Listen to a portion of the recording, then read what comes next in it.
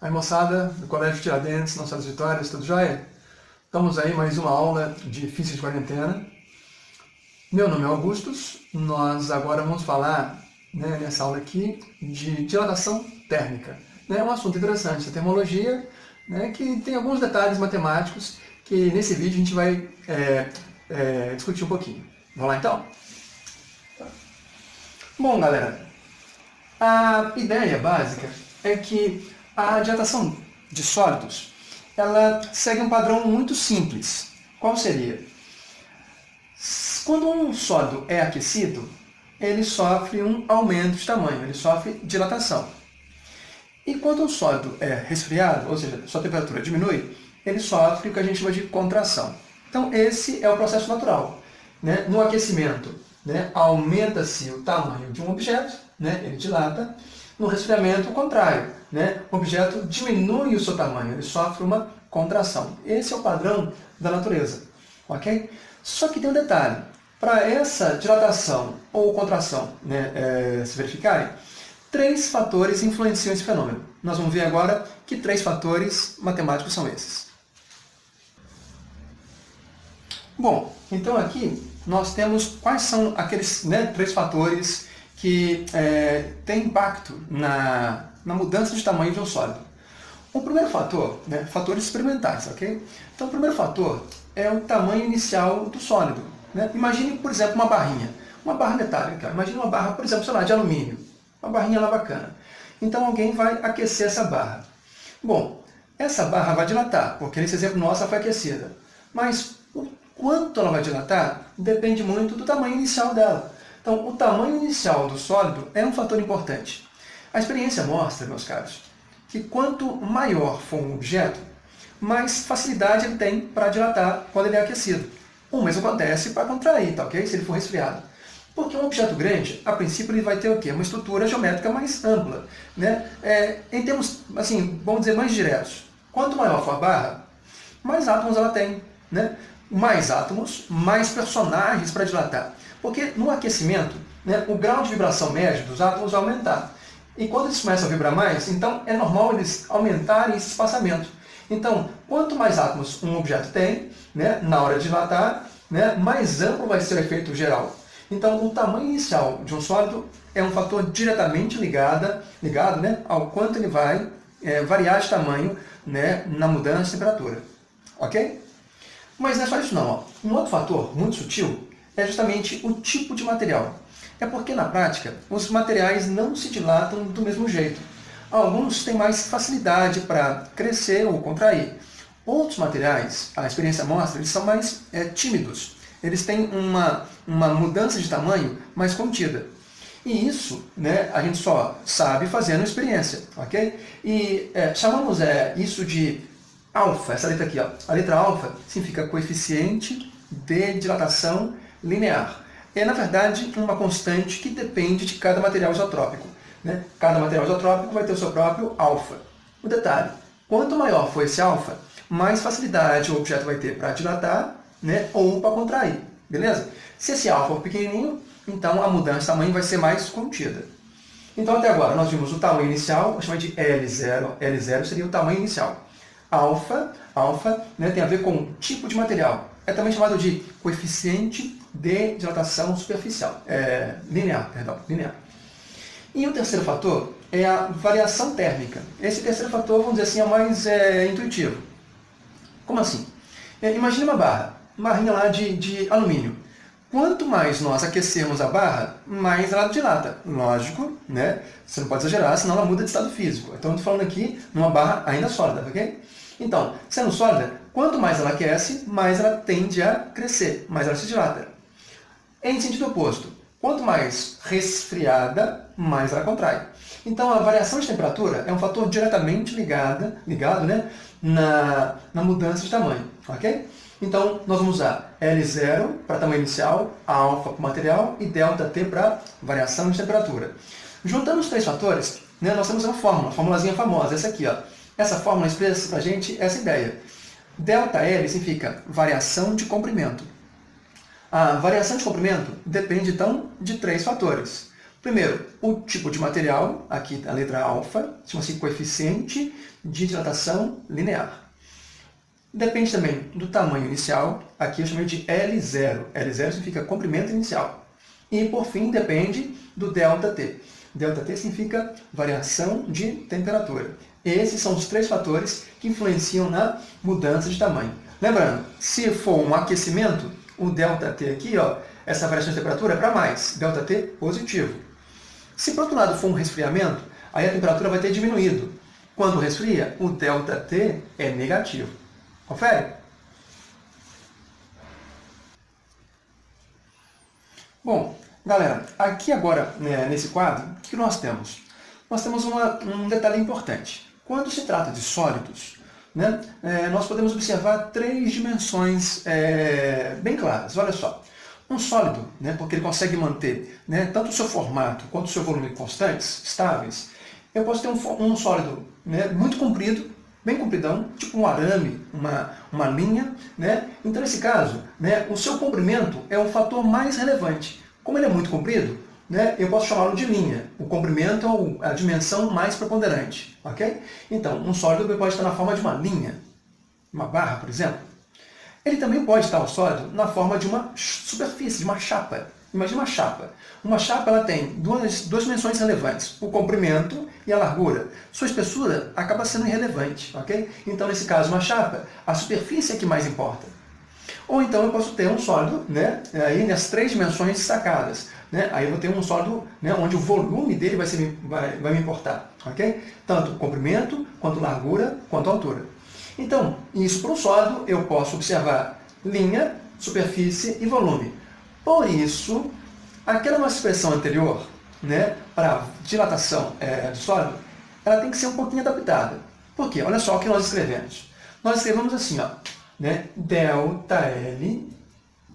como sendo variação do comprimento de um sólido. Beleza, está de pé. ΔL depende de quê? Depende do material que eu uso. Esse material eu vou chamar de alfa, coeficiente de dilatação linear. Okay? Cada material tem o seu. Também é importante saber o tamanho inicial da nossa barra, ó, o L0. E, por fim, a variação de temperatura. Então, essa formulazinha está de pé, beleza? Isso para o caso de uma linha. Mas veja, meus caros, e se por acaso eu tiver um sólido, né, no formato de uma chapa? Né? Imagina uma superfície sólida. Bom, para uma superfície, eu vou ter que adaptar essa expressão. É como se fosse uma fórmula nova, mas na verdade, se você observar com carinho, você vai ver que não é exatamente uma fórmula nova, ela é só adaptada para geometria. No caso de uma superfície, ao invés de usar ΔL, variação de linha, eu vou usar a expressão ΔS. Ó, ΔS. ΔS significa aqui, ó, variação da superfície. Porque uma chapa ela cresce no comprimento e na largura. Se você esquentar uma chapa, ela aumenta a sua superfície. E se você resfriar, ela encolhe. Então, ΔS significa variação da superfície. No caso de uma superfície aqui, ó, uma chapa. Mas a ideia é a mesma. Quais são os três fatores que influenciam nessa dilatação superficial? Bom, o material é importante. Só que ao invés de usar a letra alfa, letra grega alfa, a primeira letra do alfabeto grego, a alfa para a linha, a brincadeira aqui é usar a segunda letra do alfabeto grego, tá? Justamente brincar com a ideia de superfície, dimensão 2, então segunda letra. E vamos usar então a letra grega beta. Beta aqui ó, significa coeficiente de dilatação superficial. Também é um lance que depende do material.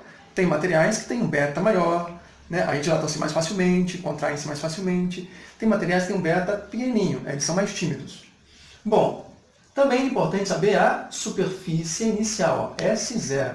Né? Qual é o tamanho inicial dessa chapa? E, por fim, o ΔT. Quanto você esquentou ou resfriou essa chapa.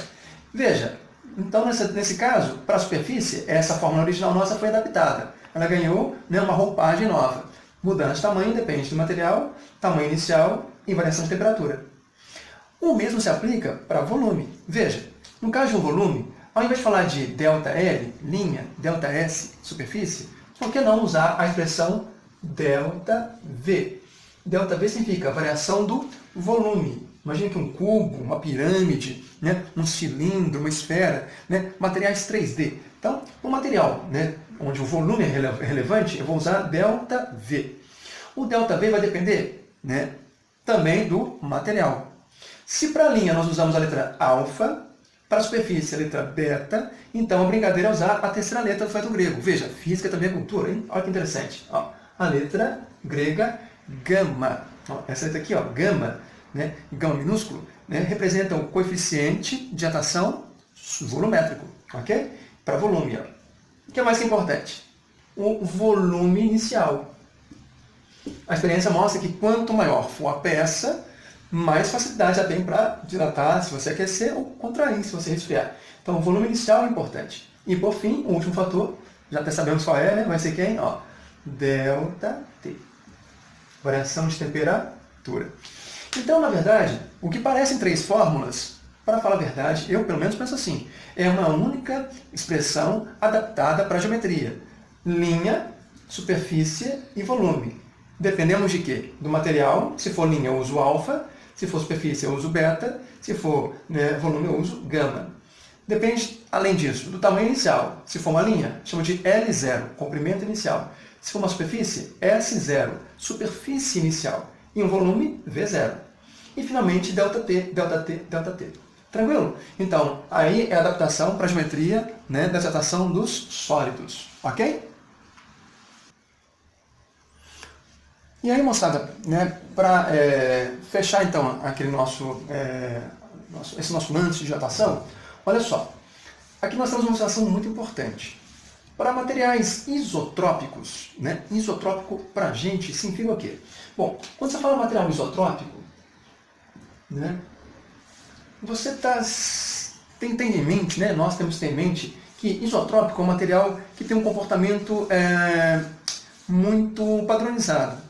A isotropia é uma espécie, né, só para fazer uma analogia com a química, uma espécie de super mega uniformidade, homogeneidade. O material isotrópico é como se fosse um material super homogêneo. Né? Ele mantém as mesmas propriedades em quaisquer direções que você analisa. Então, o material isotrópico é um material de comportamento muito simples e muito confiável. Ele mantém suas mesmas qualidades e características em quaisquer direções de uma certa amostra. Okay? Então, o material isotrópico é um material super homogêneo. Na prática, pode ser meio complicado arranjar um material isotrópico, mas na nossa teoria, e isso aqui é importante, né, ressaltar, nós estamos partindo do princípio que só materiais com esse comportamento assim, padrão, super simples, né, confiáveis, né, é que vão respeitar matematicamente falando nossas expressões. Então, para um material bem comportado, super, hiper, mega homogêneo, ou seja, isotrópico, observe o seguinte, o coeficiente de dilatação superficial ele vai ser o dobro do coeficiente linear. Então, o beta vale o dobro do alfa. Ok? Bom, e o coeficiente de dilatação volumétrica, aqui ó, chama gama, tá? Esse aqui, ó, gama, letra bonita, né? Letra grega, gama. O gama vale o triplo do alfa. Beta é para a superfície, dimensão 2. Então, daí 2 alfa. Gama, gama para volume. Volume é dimensão 3. Daí 3 vezes alfa. Então, o beta vale o dobro do alfa e o gama vale o triplo do alfa. Por quê? Porque as tabelas nossas são tabelas para sólidos que fornecem sempre o alfa. O alfa é um coeficiente. Esse coeficiente, na verdade, é um número. Ok? É um número. Então, normalmente é um número bem pequenininho, que mostra que os materiais são muito tímidos. Imagine que um material qualquer tem assim, ó, um alfa, por exemplo, 2 vezes 10 elevado a menos 5. Né? Menos 5 é o quê? Qual a unidade do alfa? Uma unidade estranha, tá? Mas não assusta não. Esse aqui, ó, graus Celsius a menos 1. Então, esse aqui, por exemplo, é um material interessante, típico. Ó. Ele tem um alfa que é igual a 0,00002 graus Celsius menos 1. Então, é um alfa bem pequenininho. Beleza? E se eu quiser achar o seu beta? Eu pego esse alfa e multiplico por 2. Então, nesse caso, se o alfa vale isso, então, aí eu já matei de cara. Ó. O beta vai valer o dobro, ó. 4 vezes 10 é menos 5. E o gama? O gama valeu o triplo. Né? Ó, 6 vezes 10 a menos 5. Graus Celsius a menos 1. Então, é normal, em exercícios de física, né, os textos fornecerem o alfa, e daí você, se precisar, calcular o beta, se a questão se referir à superfície, e calcular o gama, se a questão se referir a volume. Ok? Então, o alfa é o nosso padrão. Beta e gama você né, vai fazer a inferência. Tranquilo? Bom, então nós vimos a dilatação, né, de sólidos, né, no aspecto linear, superficial e volumétrico. Para encerrar essa nossa aula, vamos fazer agora um exemplo, né, um exemplo numérico, para a gente pôr, né, isso aqui em prática. Vamos lá pensar agora num exemplo, hein? Bom, galera, então, para terminar nosso vídeo, só com um exemplo aqui, ó. Esse exemplo, né, de uma dilatação de um sólido, ok? Então, imagine um paralelepípedo. Para ilustrar, ele é de aço. Aqui nós temos as dimensões dele, ó. Ele tem 0,2 metro, né, de largura, né, 0,3 de altura e 0,5 metros de comprimento. Confere? Bom, considere que o alfa do aço, tá, vale 1,5 vezes 10 a menos 5 graus Celsius menos 1. Veja, falou alfa, hein? E ali eu tenho um paralelepípedo, que é uma figura de geometria, né, volumétrica. Né? Bom, vamos lá. A temperatura inicial, 20 graus Celsius. E ele vai ser aquecido até 100 graus Celsius. Aí você para o vídeo, se você quiser, para o vídeo agora e tenta resolver então. Eu espero você. Beleza? Agora que você resolveu, vamos lá. Qual a variação de volume nesse nosso paralelepípedo?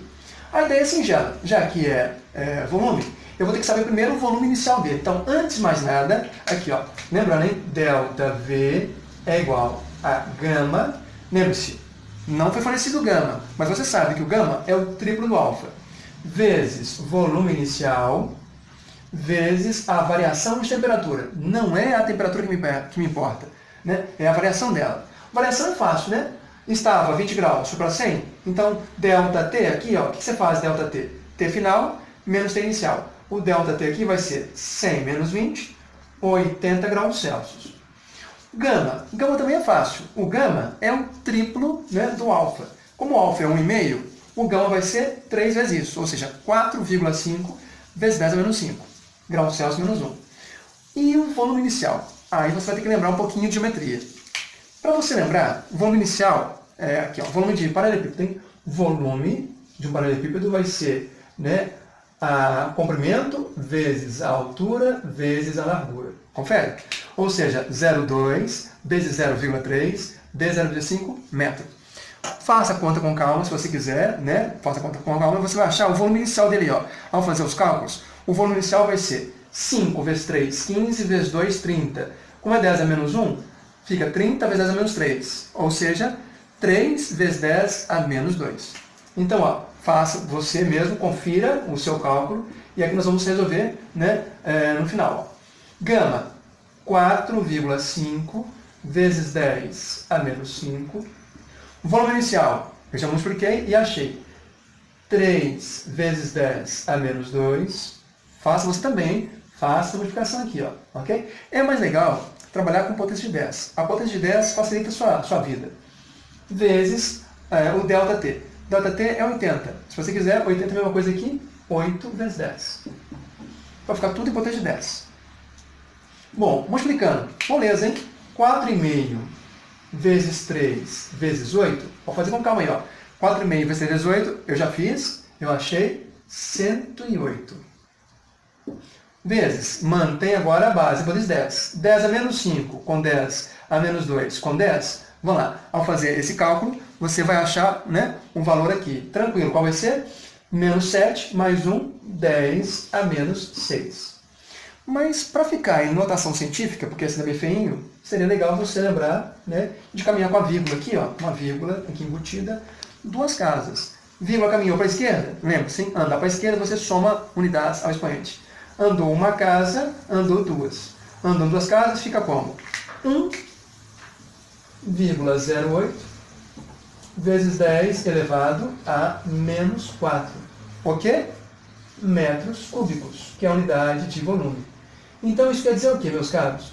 Isso quer dizer que esse nosso paralelepípedo de aço, ao ser aquecido, ele se expandiu, né? Ele dilatou, mas é só um pouquinho, tá ok? Né? Na prática, você não percebe isso assim no olho, né? Mas isso não quer dizer que não tenha efeito de dilatação. Né?